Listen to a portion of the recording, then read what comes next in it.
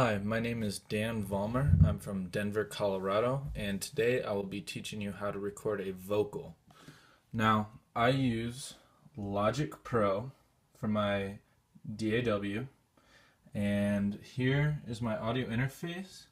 I use a PreSonus Firebox, and my monitors are a pair of Yamaha HS80Ms. And the mic I will be using is a Rode K2 condenser microphone. Now the cool thing about the Rode K2, I should say a different thing about it, is the fact that it uses a 7-pin XLR cable. And as you can see, there are 7 pins there. Now this is still a balanced cable, which means I can still run long lengths of this. And let me just quick plug it in. Alright. Now, we didn't go over this in the lesson, but this is a pop filter. I recommend using this when recording vocals because basically it cuts down on noise, such as if you're going to record a word that has a P. Sometimes you'll get the air coming off your breath will make a nasty sound coming through the mic. So basically it reduces that noise due to the wind that your breath makes. Now, I did plug it in with the power off. This mic also uses a power supply here. And the reason why I plugged it in before I turned the power on is so I can avoid those clicks and pops running through the system when I plug it in. Now on my interface I have the volume all the way down, so I can turn on the power supply now, and as you can see it is on. Now here's the cool thing about this Rode K2.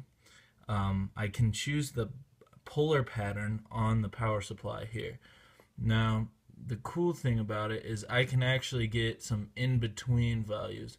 So right here it would actually only be recording from the front, and then this would be from all directions, 360 degrees, but I can choose anything in between here that I'd like. And then this is a 180, so it'll record from the front and the back. And again, I can choose any in-between value here. But for this case, I will leave it on the front here. And so I have this running into my audio interface. Now that I have it plugged in, I will turn up my line volume here. And because I have a power supply, it actually doesn't need phantom power, which my phantom power is located right here, and in order to turn that on, I just push that button there, and that would be used for other condenser microphones that don't have a power supply. Now I'll go into my DAW here now that everything is turned on and I have my line volume up a little bit. I have a track already created here. Now I have to arm it for recording, so I'll enable the recording. And so should be good to go. Now I have my my track volume, my pan in here, input. I can select what input from my interface I'd like to use. In this case, I'll just use input 1 because that's where it's plugged into. And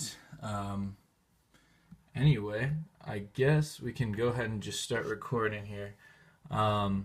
This is the record button. Sorry for the shaky camera. I only have an iPhone to record with. I don't have the best setup here, but I'm trying my best. So we'll go right into it. First, I will show you that we are getting a level or some sound coming through. Unfortunately, on the interface, I don't have any sort of leveling where I can see it go into yellow, or it doesn't even give me any decibels, but it does have a clip light right next to this volume control here, and it will tell me if it does clip, if my audio ends up exceeding or overpowering the system here. I had to download a new app, that way I could continue recording because I ran out of space on my iPhone. Trying the best I can. Anyways, we can just go right into recording. First, I'll say that I turned my monitor volume all the way down, that way I don't get any feedback. Normally I'd have a pair of headphones plugged in, but for this case I don't actually really need them because I'm not really recording with anything else. I'm only recording a vocal. So let's get right into recording this. Here's my record button. I'll press this and we'll get on our way.